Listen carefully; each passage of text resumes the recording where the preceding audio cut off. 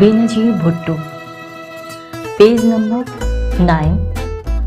Benazir and her siblings were encouraged to take the romantic view of their family's history, to see the Bhutto not as a loyal, well-compensated servants of their British overlords, but as free-booting mavericks. A favorite family story was that Benazir's great-grandfather Mir Ghulam Murtaza Bhutto, who had attracted the affections of a British woman, a love that was of course unthinkable under the 19th century Raj. The Bhutto version of the tale had Ghulam Murtaza's definitely horse whipping the British colonel, who had warned him of his Mem Sahib, taking refuge with the royal family of Afghanistan and finally returning to Sindh only to be poisoned by his nefarious enemies. The research of Jad A. Bhutto's biographer Stanley Bolbert has unearthed a less colorful and romantic version of this story. Still, Ghulam Murtaza's place in the family mythology is significant. Bhutto was to be depicted not as servants of the Raj but as swashbuckling cavalier. The growing pride displayed by both Benazir and her father in the more extravagant ways of their feudal forebears was always glaringly at odds with their stated populism. It is one of the central paradoxes of their careers. The Indian Congress Party was founded in 1885, and from that time, nationalists applied pressure on the British for independence. This pressure was to increase sharply after World War I, when Britain reneged on promises to move toward Indian independence, even though India, in good faith, had sent more than 1 million men to fight for the British.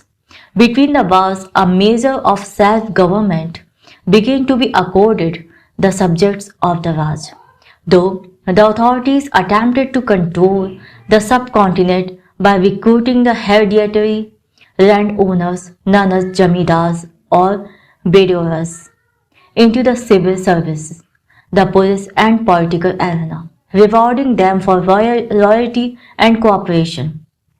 In 1926, the first elections for the new Central Legislative Assembly were conducted in Sindh. Seat 207 was contested and won by Sardar Wahid Baksh Bhutto.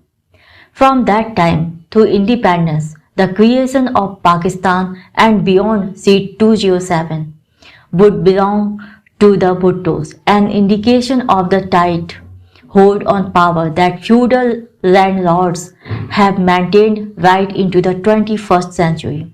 This was the seat from which the young Zulfikar Ali Bhutto would launch himself into power. The Bhutto were never in much danger of losing it, for in feudal Pakistan, the largely illiterate have voted as their tribal leaders dictate. In 1988, when Zulfikar's widow Nusrat ran for the Larkana seat in the National Assembly, she polled 97% of the vote, and no one was surprised.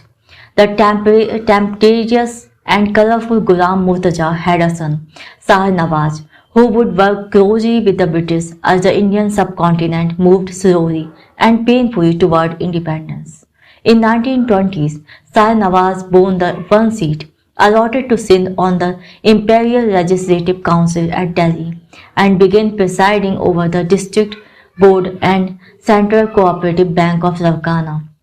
He also became the president of the Sindh Muhammad Association and eventually the Sindh United Party. In 1930s, he was named one of 16 Muslim delegates from all of British India to attend the first of 3 Imperial Roundtable conferences in London, where he was able to convince India's rulers that Sindh should be awarded separate provincial status. This was an important move, for it legally elevated Sindh's capital, Karachi, from its position as a relatively obscure port to a capital city on an equal footing with the great metropolises of Calcutta, Madras, and Bombay. In 1934, he co-founded the Sindh People's Party. He enjoyed a close working relationship with the British and became the leading Muslim confidant to the governor at Bombay, Lord Brabourne. India's rulers in Whitehall rewarded Shah Nawaz by making him a companion of the Order of the British Empire and later bestowing upon him a knighthood. In 1946, Sir Shah Nawaz Bhutto rose to become the Prime Minister of Junagadh, one of India's so-called princely states, which were nominally independent so long as they cooperated with British interests.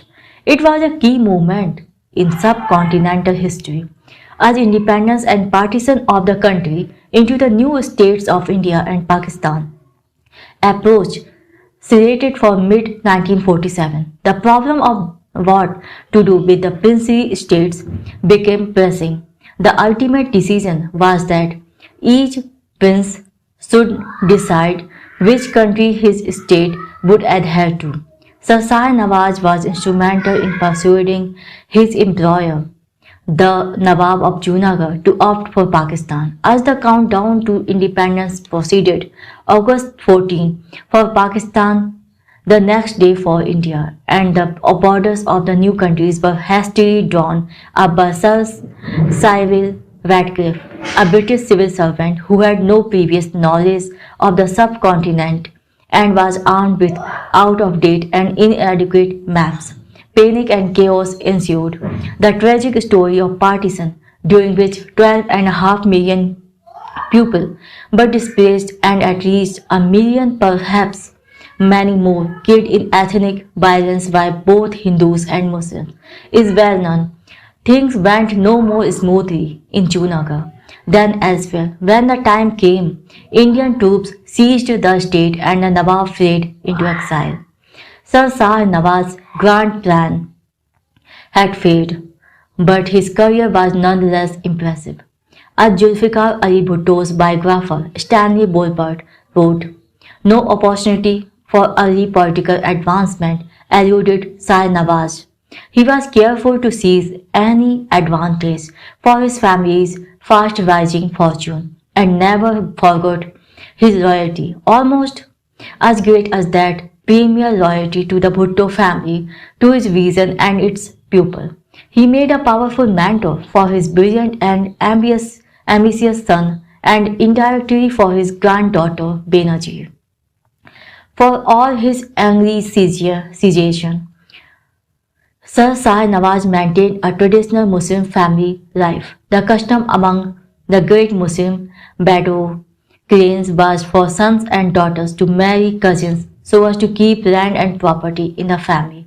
Up to 4 wives per husband was acceptable in theory, though not always approved of in practice, and wives were kept in parda in family quarters at the family's central household. Shah Nawaz's first wife was, as prescribed by tradition, a cousin. Their elder son died of tuberculosis at the age of 7. The second, Imdad Ali, his father's heir apparent, grew into a handsome playboy and a heavy drinker. These senior inconvenient male Bhuttos are not acknowledged in Benazir's autobiography. The formative influence on her life in every way was her father, Zulfikar Ali Bhutto, the Agamemnon to her Electra. As far as she was concerned, Shah Nawaz's family began with his second marriage, a love match, to a teenage Hindu dancing girl, Rakhi Bai. Rakhi Bai converted to Islam in order to marry Shah Nawaz in 1925, changing her name to Khurshid and joined her husband's first wife in Parda at Larkana, where she gave birth to 2 daughters, and then in 1928 to Zulfikar Ali.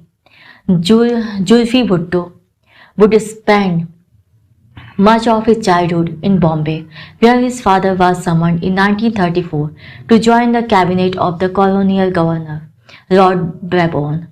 The boy was enrolled in Bombay's prestigious Cathedral High School at the early age of 9.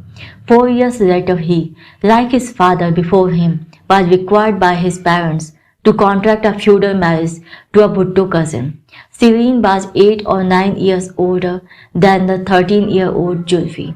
Upon marriage, she assumed the name of Amir Begum, and like the other Bhutto women, she settled quietly into the Parda quarters at Larkana. As a result of this union, Julfi would inherit one-third of his father-in-law's estate upon the latter's death. Land is still in the possession of the Bhutto family today. Benazir, a product of her father's second love marriage, clearly found it awkward to reveal these facts to the Western world. Again taking the apparent line in her autobiography that the less said about his unfortunate marriage, a stain on the Bhutto's carefully cultivated image as modern, reform-minded Muslims, the better. And a certain amount of mystery still hovers around the relationship. If in fact there was one to speak of between Jad Bhutto and Amir Begum, he would claim to his second wife that the marriage had been enacted purely to secure the property and that there had never been any physical contact between the couple. After the ceremony, the adolescent bridegroom did indeed return to his school and his cricket matches, but some of Julfika's friends have claimed that he enjoyed the occasional sexual encounter with his first bride over the years, and even that Amir Begum gave birth to a daughter, but this claim remains unsubstantiated. The fact that no one seems to know for sure is a sign of the isolation in which the women of feudal families like the Bhuttos lived, effectively cut off from the outside world.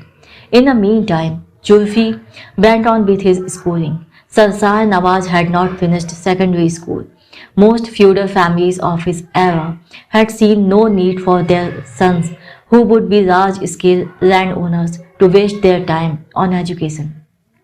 But Sar Nawaz felt that his lack of education had put him at disadvantage in his dealings with both British and the Hindus, and he was determined to send his sons to a university, preferably abroad.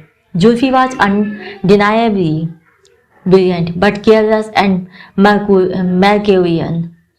He failed his entrance examination to Cambridge, and his father decided he should attend an American school for a while before his next attempt at an Oxford college. He was also rejected by Harvard and UC Berkeley, but accepted at the University of Southern California in Los Angeles. One of the reasons these early academic results were not commensurate with Julfi's obvious intelligence was that he had already been bitten by the political bug, and how could he not have been considering the times? He was completing his secondary education during the last years of World War II, during which time the Quit India campaign reached a crescendo and Indian political leaders and agitators were in and out of British prisons. It was becoming clear that the British would indeed quit India sometimes after the war was and sooner rather than later. The question of Pakistan constitution it might have was urgent Julfi Bhutto, a political insider due to his father's influence, was one of a select group of Muslim students invited to discuss direct political action with Muhammad Ali Jinnah, the Bombay lawyer who led the All India Muslim League and would become the first Governor General of independent Pakistan. The country's founding father and Qaid-e-Azam, great leader, the young Bhutto was an ardent advocate of Muslim state. Musalmans, he wrote Jinnah at the tender age of 17 should realize that the Hindu can never and will never unite with us. They are the deadliest enemies of our Quran and our Prophet. Being still in school, I am unable to help the establishment of our sacred land. But the time will come when I will even sacrifice my life for Pakistan. It was a grimly prescient remark. Yet, a Bhutto's years of study in the United States would begin a lifelong love-hate relationship with all things American. As a brown-skinned man, he had to submit to the color bar and the Jim Crow laws. Though as a subject of Raj, he would hardly have been unfamiliar with racial prejudice and segregation. He also felt a powerful resistance to the Cold War ideology that swept the country in during his years in the United States and that would soon grip newly independent Pakistan in an American stranglehold. As president and later prime minister, Bhutto would spend his years in power leading Pakistan away from the American alliance and realigning his country toward China and the communist world. During his 4 years in California, he was active and not only in campus politics but also in the national arena, enthusiastically volunteering in the liberal Helen Gahagan Douglas' unsuccessful 1950 Senate bid against Richard Nixon. But in spite of Zulfikar's disaffection from the American political mainstream, he would eventually send his three older children to Harvard for their own exposure to the American establishment. He considered an American education and powerful American connection to be an indispensable component of their political and diplomatic formation. After 2 years at USC, Bhutto transferred to Berkeley, from which he graduated with a degree in political science in 1950. Now he was ready for Oxford, where he studied jurisprudence and law at Christ Church College, completing his studies in 2 years rather than the recommended three. He then moved on to London, where in 1953 he was called to the bar at Lincoln's Inn. 2 years previously he had married the lovely Nusrat Isfahani. Amir Begum was of course still tucked away at Lakhana. Nusrat would turn out to be Julfi's official wife, the kind of modern westernized left liberal consort Chad. Bhutto, Zulfikar Ali Bhutto, required she was a natural for the job, every bit as attractive as he was, a year younger than her husband. She had been born in Bombay to Kurdish Iranian parents. Her father was a businessman who moved his family to Karachi after partition and set himself up as a soap manufacturer. As she was a member of the urban bourgeoisie, her expectations from life were very different from those of the feudal Bhuttos. She had participated in the larger world, even reaching the rank of captain in the Pakistan Women's National Guard. Needless to say, Julfi's family resisted this love match. Businessmen's daughters were not good enough for the aristocratic Bhuttos.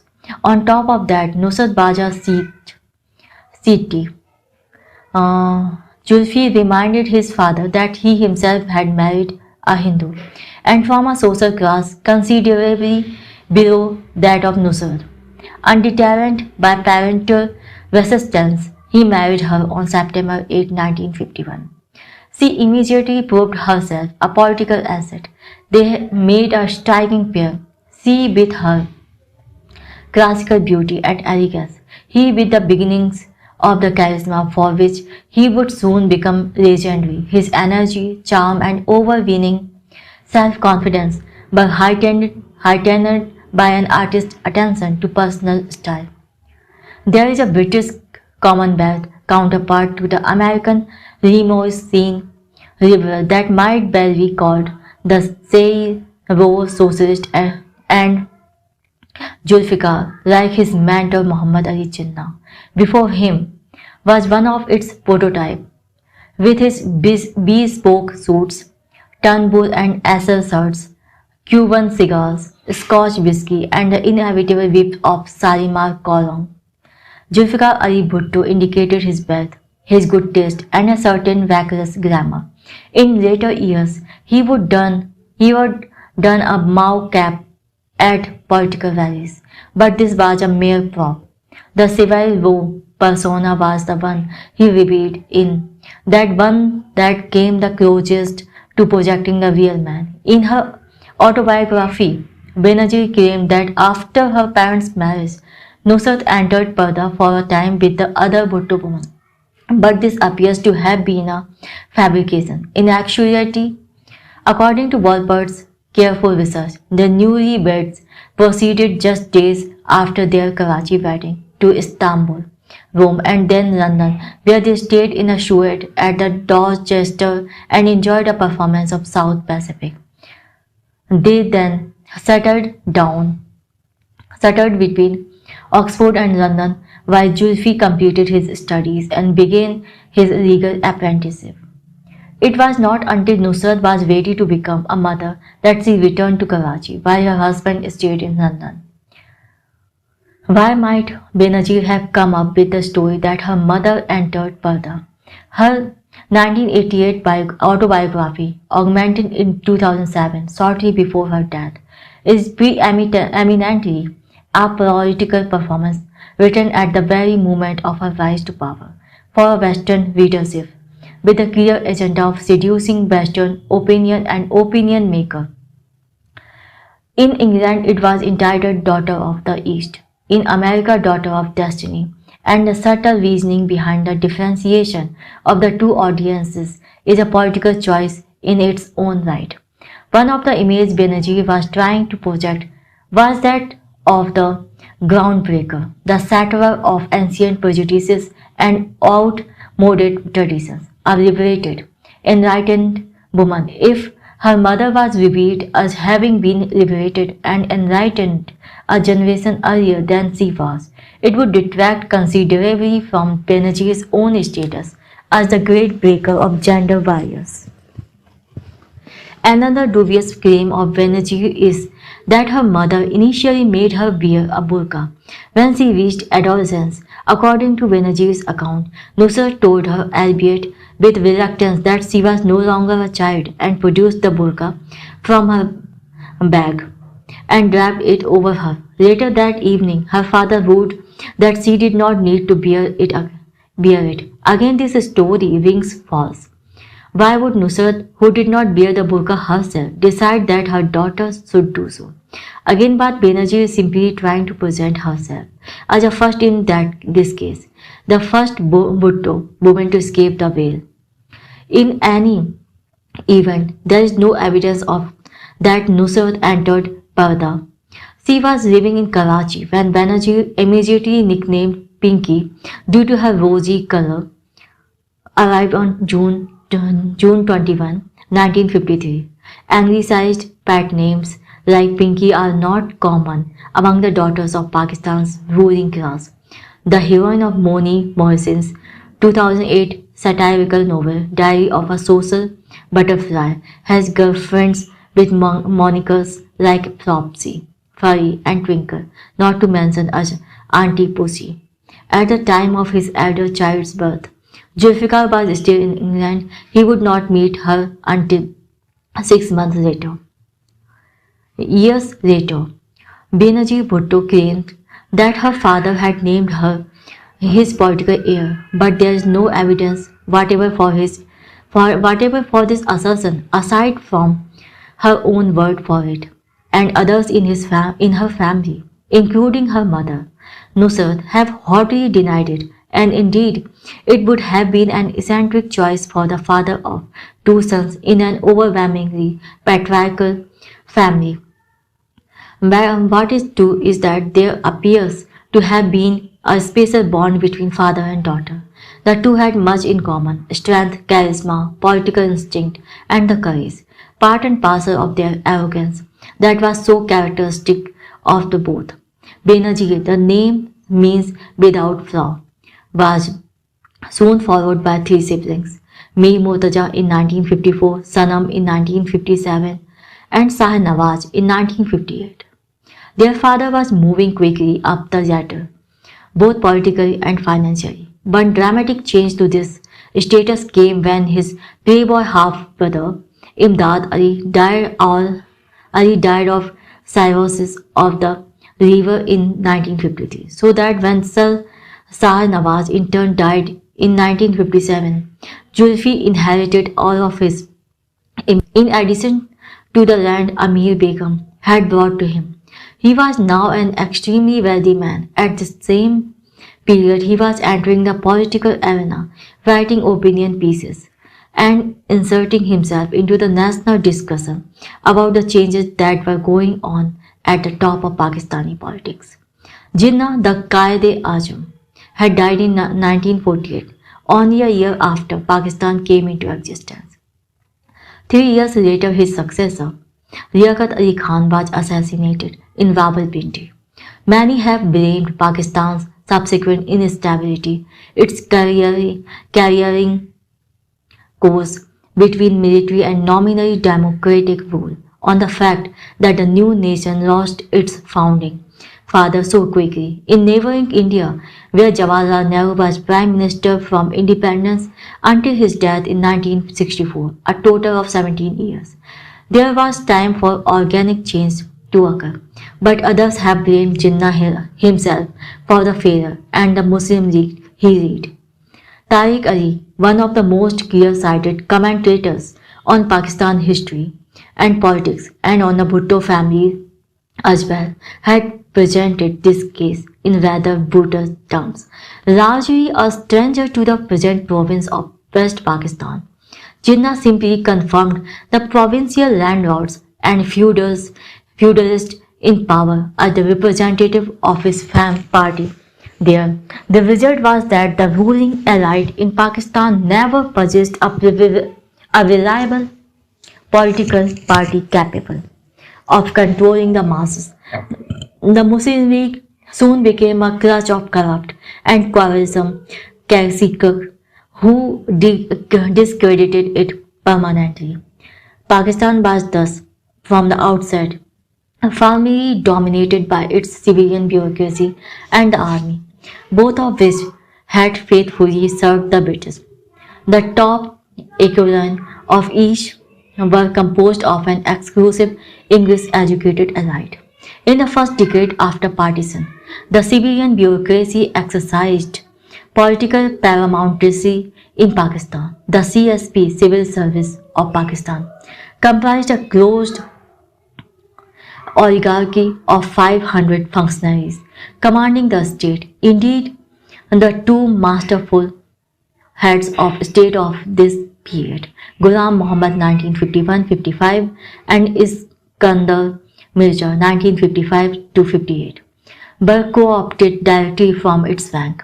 They manipulated the token parliamentarianism of this time until it became so discredited that in 1958 a military coup was engineered. This was the political background to Zulfikar's early career. As his father's son, he was extremely well connected. Sir Shah Nawaz had entertained Iskandar Mirza, who succeeded Ghulam Muhammad as Governor General at his legendary hunting parties in Larkana. Mirza took the young Zulfikar under his wing, urging him to join the Republican Party, which had just been founded with Mirza's blessing, and offering him the mayoralty of Karachi in 1957. Bhutto refused both these temptations. The Republicans, he believed, did not have enough popular support, and he did not want to get so bogged down in the hassle of administering a city that he lost touch with the bigger picture. From the very beginning, he had set his sights on one day becoming foreign minister, and there can be no doubt, considering his perfectly open admiration for Napoleon that he aspired eventually to become head of state.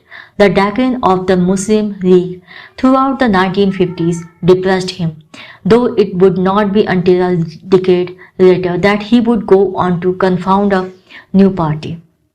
In 1957, Zulfikar was part of the Pakistani delegation to the United States in New York, and the following year he chaired the Pakistani delegation at the UN Conference on the Law of the Sea at Geneva. He had been invited by Major to serve as Minister of Commerce when in late 1958 the first of Pakistan's military coup occurred, in all likelihood with American backing, for elections were slated for early 1959, in which nationalist parties, if victorious, might have reneged on existing security pacts with the United States. The commander-in-chief of the army, Muhammad Ayub Khan, took power, assuming the title of president.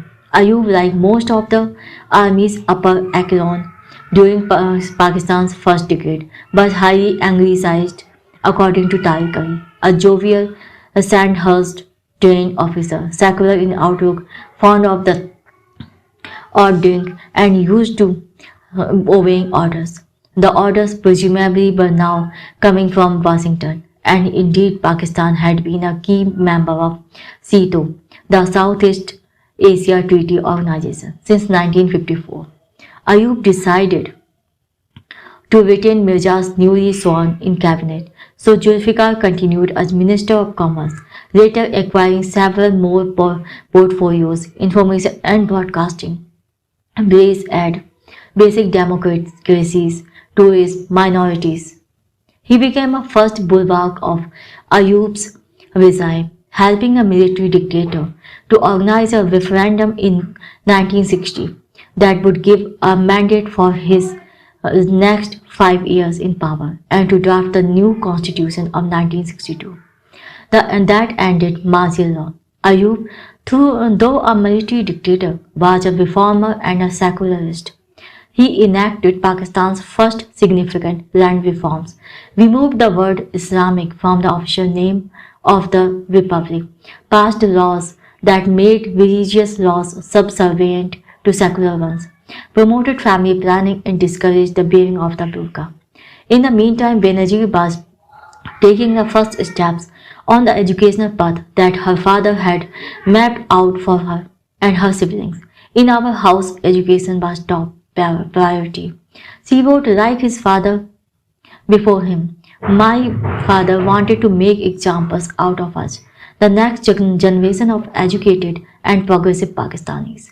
She attended Lady Jennings Nursery School in Karachi and the Convent of Jesus and Mary. Instructions at these institutions was in English, the same language the Bhutto spoke at home.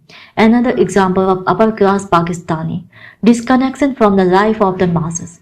It seems astounding that the children of a socialist populist political grew up speaking only rudimentary Urdu and Sindhi, the languages of his constituents, and no Punjabi or Bengali, those of large swaths of the nation. But that was the way it was. The Bhuttos, like other great land-owning families, were a breed apart.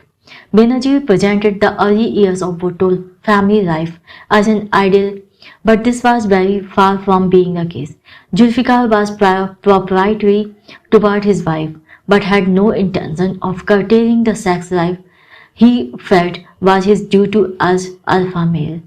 His adventures were well known among his set in Karachi, and in 1961 he embarked on an affair with Husna Sheikh, the wife of a lawyer from East Pakistan. This time it was serious, and when Nusrat objected to the liaison, Zulfikar was ruthless. He threw her out of the house. This was not a situation Zulfikar's boss, Ayub Khan, was willing to tolerate, and he gave Bhutto an ultimatum: take Nusrat back or quit the cabinet. It was done, but with an ill grace, and rather than dropping the attractive Husna, Zulfikar simply set her up in a house in the posh neighborhood of Clifton. just a few minutes walk from his house, his own. Nusrat, distraught, decided to leave him, fleeing to her father's home in Iran. But Zulfikar refused to let his children out of the country. Nusrat lingered for 6 months in Iran, are desolate without her children, and in the end she gave in and returned reluctantly to Karachi. 8 years later, she attempted suicide. All these facts have been revealed by Stanley Bolbert in his biography of Zulfikar before its 1993 publication. They were unknown, and not many people outside of Pakistan know the story even now.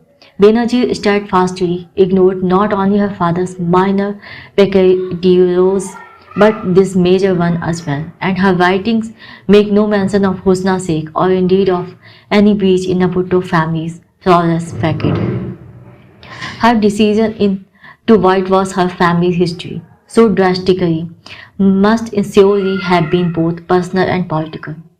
Politically, an admission that Zulfikar Ali Bhutto had been all too human would have been a major blunder. Pakistan's powerful Islamist sector, which already hated the secular Bhutto, should by no means be given gratuitous information about his extramarital fornications. Psychologically, Benazir appears to have been unable to admit to any imperfection in the father she so idolized. Of course, she was madly in love with her father. More than one of her friends has stated in interviews, and however one takes this comment, she was certainly far too heavily invested in him, both professionally and emotionally, to wish to acknowledge any of his character flaws. In any case, Bhutto's powerful sexuality was indivisible from his political charisma. One could hardly have existed without the other. When Benazir was 10 and her sister Sanam 7, they were sent to boarding school at More, a mountain town that had been one of the famous hill stations of the Vaj. Here again, Benazir was educated by nuns. She was at More when, in 1965, the first Indo-Pakistani war over Kashmir broke out. At the time of partition in 1947, Kashmir's Hindu Raja had brought Kashmir into India, despite the opposition of the Muslim majority population. From that time to this, Kashmir has been disputed territory, the focus of paranoia on both sides of the border, and the cause of three wars between the two nations. Zulfikar Ali Bhutto was in 1963, at the age of 35, had achieved his ambition of becoming foreign minister. Strongly believed that the Muslim majority Kashmir was an integral part of Pakistan. In fact, he was far more hawkish on this subject than the rather moderate Ayub, disturbed by reports that India was surging ahead in the arms race and by the apparent stranding of ties between India and the United States. Bhutto masterminded Operation Gibraltar, an attempt to foment an uprising in Kashmir by infiltrating Pakistani guerrillas into the region. Disguised as locals, the hope was that native Kashmiris would join the guerrillas in resistance until the whole of Kashmir could be liberated from India. The operation was badly executed and led to a confrontation between India and Pakistan that had become known as the Second Kashmir War, a conflict that lasted 5 months and caused thousands of casualties. The road to Kashmir ran directly to More, and the nuns who taught Benazir and Sanam feared that Indian troops would use it to invade their country. The students at the convent of the Jesus and Mary had air raid practices and constructed bomb shelters. Benazir, who only 12 years old at the time, already showed the remarkable fighting spirit that would later distinguish her political career. She quite enjoyed the prospect of being kidnapped, discussing it excitedly with her sister and their schoolmates. In the end, the war was stopped by a United Nations mandated ceasefire. Ceasefire negotiations were held in Tashkent in modern Uzbekistan, where the so-called Tashkent Declaration was signed in January 10, 1966. The war had been fairly equal on both sides, though by the end the Pakistanis were running low on ammunition. The Pakistani press, however, painted every moderately successful move by their army as a glorious victory, and when Ayub Khan agreed at Tashkent with Indian Prime Minister Lal Bahadur Shastri that pre-conflict borders would be re-established, the Hawks, led by Bhutto, loudly complained that Ayub had squandered at the negotiating table all they had gained in battle. Bhutto resigned from the cabinet and in 1967 joined with a group of political allies, all disenchanted with Ayub and military rule, to found a new political party, the Pakistan People's Party. Meetings took place in the house Zulfikar had built for his family, 70 Clifton, Karachi. The PPP's motto was simple: Islam is our faith, democracy is our policy, socialism is our enemy, all power to the people. It pledged to provide every Pakistani, however poor, with roti kapra or makan, bread, clothes and housing. Kashmir was part of the agenda. It was, according to the PPP, an integral part of Pakistan and must be liberated. Bhutto started out as one among equals, but as the party developed, he elbowed his way to the top. It was already a tradition in the short history of Pakistani politics for noted opposition figures to found their own parties rather than play a secondary role in someone else's organization. One historian of the country had written, adding that the cult of personality and lack of party strength and durability contributed to the fractious history of Pakistani politics then as it does now. The PPP's populist message rapidly gained followers and Bhutto himself was soon on a roll. He toured the country during 1968, denouncing Ayub and beating the democratic drum. The PPP, he told the crowds, would dismantle the feudalism that still clung to the country, redistribute land and create a classless society. Bhutto's fiery speeches had thrilled the country during the Kashmir War 3 years previously. Now that same impassionate rhetoric filled his countrymen with a new hope for the future. Ayub had organized a nationwide celebrations to mark his decade in rule, which he self-flatteringly dubbed a decade of revolution. But now, instead of getting the adulation he thought, he was being heckled by crowds of PPP supporters. Rioting broke out in urban centers when Bhutto arrived in Lahore late in 1968. He was greeted almost as a messiah, with a crowd of 100,000 at the train station to meet him, his worshippers literally hanging from the rafters. Ayub finally decided that his only recourse was to arrest this troublemaker. On November 12, Bhutto was taken into custody along with his PPP colleagues Dr. Mubasir Hassan and Mumtaz Ali Bhutto. They were imprisoned for 3 months in Mianbari prison on the Indus River. Their actions, however, had fatally weakened the rule of Ayub Khan, who on March 1, 1969 handed the reins of power to the army commander-in-chief General Yahya Khan. No matter what new drama beset the family, the Bhutto children were never allowed to forget their studies, and Benazir was now cramming for her O-level examinations. Pakistan's education system is modeled on the British one. It could not have been easy to concentrate on schoolwork at that moment, but she was aware of how terribly important it was to her father that she excel academically and attend a world-class university, and so she persisted.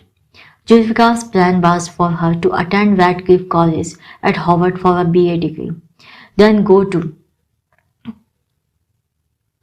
Oxford and read Grades, the course of study now known as philosophy, politics and economics, PPE, and then possibly take a postgraduate course at Oxford. At the end of all this preparation, she was to come home and join the Pakistani diplomatic corps. It was a plan Benazir saw no reason to argue with, as it fit in exactly with her own interest and preferred lifestyle. To set her on this road, Zulfikar continued to direct her O-level preparation from his jail cell, where he was being held in solitary confinement. I know you read a great deal, he wrote to her, but you should read a little more literature and history. You have all the books you need. Read about Napoleon Bonaparte, the most complete man in modern history. Read about the American revolutions and about Abraham Lincoln. Read 10 Days That Shook the World by John Reed. Read about Bismarck and Lenin, Ataturk and Mao. Say तुम read the history of India from ancient times, and above all read the history of Islam. Zulfikar's choice of great historic figures is singularly revealing, with the exception of Lincoln. Each of these great men was a famous authoritarian, and considering Zulfikar's own behavior during the war over the secession of East Pakistan, 3 years later, it is doubtful whether he himself took many lessons from Abraham Lincoln. Lincoln kept the American Union together. Zulfikar Ali Bhutto was one of the principal forces that tore the fragile and perhaps always doomed Pakistani Union apart. His exhortation to Benazir to read more literature and history is an interesting one. Benazir would turn out to be a woman of action rather than an intellectual, and her reading tended to fall into two categories, the utilitarian and the pleasurable. She enjoyed the gossipy Hello magazine, and more than one visitor to 70 Clifton had been amused by the sight of Benazir's bookshelf, carefully preserved since her youthful tenure there, on which her bare-thumbed copies of Lowbrow, Mills and Boone romance novels still preside. And in the last years of her life, an old college friend visiting her at her Dubai mansion would be started by her little library stuffed with paperbacks, titles such as Facial Workout, The Little Book of Stress, Eat to Beat Your Age, Deepak Chopra's How to Know God, for an Oxford and Harvard graduate. Benazir's classmate Amy Billent continued. She was unembarrassed by her addiction to bestsellers, blockbusters, and psycho-babble books, and she quoted Benazir as saying, "For all the lows in my life, those self-help books helped me survive. I can tell you, there's a focus on the present. Don't worry about tomorrow." It was in this spirit that Benazir sat for her O-level in December 1968, with the city in full crisis mode. The best way she could help her beleaguered father, Senior, was to excel in the arena he had chosen for her, to keep the students safe from the anti-Ayub riots that were rocking the city.